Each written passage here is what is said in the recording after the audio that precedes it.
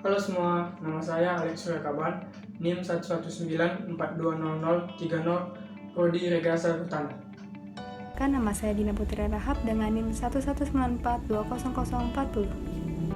Nama saya Fajar Aditya Juliet Mojo, NIM 119420009. Saya Lutfia Nurul Aini, NIM 1194223. Nama saya Muhammad Abrori Ahwan, NIM 1194258. Perkenalkan, nama saya Ruben Yosafat Sadoto Hutayan, NIM 119420059. Pada mata kuliah kali ini, kita akan membahas 3 pilar kebijakan pengelolaan hutan, yaitu ada sumber daya alam, pemerintah, dan masyarakat.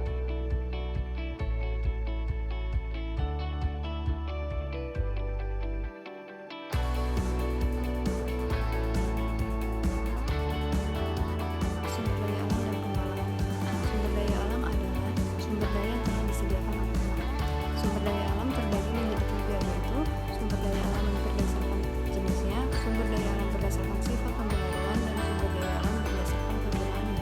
Sumber daya alam berdasarkan jenis terbagi menjadi 2, yaitu sumber daya alam hayati dan sumber daya alam non-hayati. Sumber daya alam yang berdasarkan sifat pemeliharannya terbagi menjadi 2, yaitu sumber daya alam yang dapat diperbarui atau renewable, dan sumber daya alam yang tidak dapat diperbarui atau non-renewable. Sumber daya alam berdasarkan penggunaannya terbagi menjadi 2, yaitu sumber daya alam yang dapat menghasilkan bahan baku dan sumber daya alam penghasil energi. Pengelolaan sumber daya alam harus dilakukan secara lestari dan berkelanjutan. Permasalahan sumber daya alam. Permasalahan pertama yaitu keterbatasan informasi, seperti data dan informasi pada sumber daya alam yang masih kurang jelas. Permasalahan yang kedua yaitu pengawasan dan pengadilan, seperti kurangnya pengawasan dan pengadilan pada sumber daya alam. Permasalahan yang ketiga yaitu penerapan yang masih belum tercapai, seperti prinsip keberlanjutan, yaitu ekonomi, ekologi, dan sosial budaya yang masih belum diterapkan dalam beberapa sektor. Kebijakan dalam pengelolaan sumber daya hutan. Pengelolaan sumber daya hutan secara lestari dan berkelanjutan adalah kewajiban bagi bangsa Indonesia untuk menjawab amanat dalam pasal 33 ayat 3 Undang-Undang Dasar tahun 1945. Pasal ini diatribusi ke dalam Undang-Undang Nomor 41 tahun 1999 tentang hutan. Dalam pasal 2 Undang-Undang Nomor 41 tahun 1999 disebutkan bahwa penyelenggara kehutanan berasaskan manfaat dan lestari, kerakyatan, keadilan, kebersamaan, keterbukaan, dan keterpaduan. Beberapa produk hukum atau kebijakan yang terkait dengan upaya pengelolaan hutan. Yang pertama ada Undang-Undang Nomor 41 tahun 1999 tentang kehutanan. Kemudian PP Nomor 44 tahun 2004 tentang perencanaan kehutanan. PP Nomor 6 tahun 2007 tentang akuntabilitas kinerja instansi pemerintah.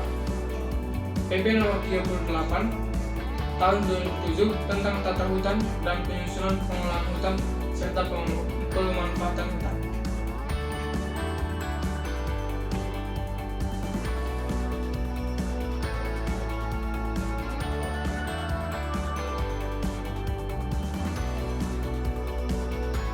Pemerintah sangat berperan dalam kebijakan pengelolaan hutan. Salah satu pengelolaan hutan yang dilakukan oleh pemerintah yaitu tata kelola kolaboratif atau collaborative governance, yaitu pengelolaan pemerintah yang melibatkan secara langsung stakeholder dan musyawarah dalam pengambilan keputusan secara kolektif. yang bertujuan untuk membuat atau melaksanakan kebijakan yang tumpang tindih dalam menjaga kelestarian hutan dan berpotensi menimbulkan konflik. Terdapat beberapa kebijakan pengelolaan hutan pemerintah yang terkadang menimbulkan konflik karena perbedaan persepsi, ekonomi, tata nilai, dan kepemilikan tanah.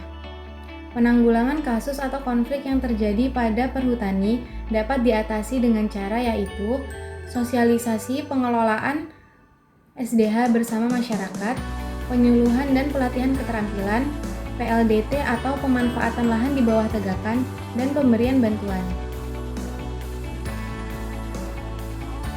Ketiga, proses yang digunakan. Salah satu proses yang digunakan oleh pemerintah yaitu dengan menerapkan program kehutanan sosial.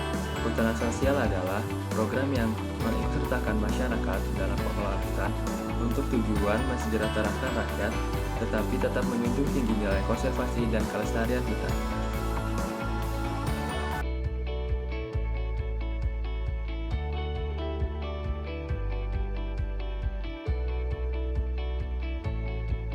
Kebijakan pengelolaan hutan yang ketiga yaitu masyarakat. Hasanus Simon mengatakan ketersediaan sumber daya hutan yang terbatas dapat menjadi suatu masalah besar yang jika pengelolaannya tidak terkoordinasi dengan baik. Oleh karena itu, peran masyarakat dalam pengelolaan hutan sangat penting. Contohnya, partisipasi dalam pembuatan perencanaan, dalam pelaksanaan kegiatan, dalam pemantauan dan evaluasi, dan dalam pemanfaatan hasil. Tujuannya untuk supaya mengetahui apa-apa saja sumber daya hutan yang dibutuhkan masyarakat pada saat itu. Tujuan pengelolaan hutan bersama masyarakat ada beberapa, yaitu meningkatkan tanggung jawab masyarakat terhadap keberlanjutan fungsi dan manfaat sumber daya hutan, meningkatkan peran masyarakat terhadap pengelolaan sumber daya hutan, meningkatkan usaha-usaha produktif menuju masyarakat yang mendukung terciptanya hutan yang lestari.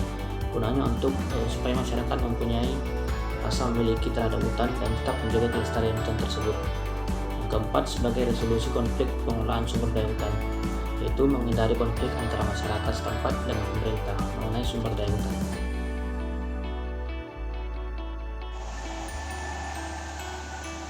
Yang selanjutnya adalah kelembagaan dan aturan masyarakat, yang dimana kelembagaan berfungsi sebagai pengatur dan pengendali masyarakat, sikap dan perilaku masyarakat dalam pengelolaan hutan itu sendiri, yang dimana kelembagaan yang baik dan efektif itu akan menjamin keberlanjutan pemanfaatan dan pengelolaan sumber daya alam.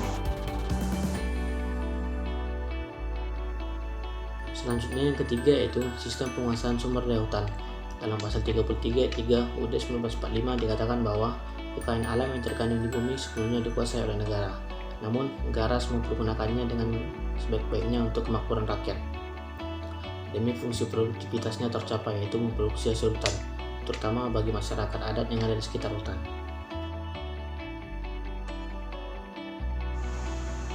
Yang selanjutnya adalah dinamika pengelolaan sumber daya hutan, yang dimana krisis sumber daya hutan yang mengancam Indonesia merupakan adalah dari dampak paradigma pengelolaan sumber daya alam yang hanya berorientasi dalam pertumbuhan ekonomi dan mengabaikan keberlanjutan hutan itu sendiri. Dari krisis tersebut timbul permasalahan-permasalahan dalam pengelolaan hutan. Yang pertama, tumpang tindih dan penata gunaan lahan. Yang kedua adalah konsolidasi dan harmonisasi hukum antara peraturan adat dan peraturan pemerintah. Yang ketiga, penebangan liar atau pencurian kayu dari lemahnya penegakan hukum. Yang keempat atau yang terakhir itu keterbatasan sumber daya alam itu sendiri.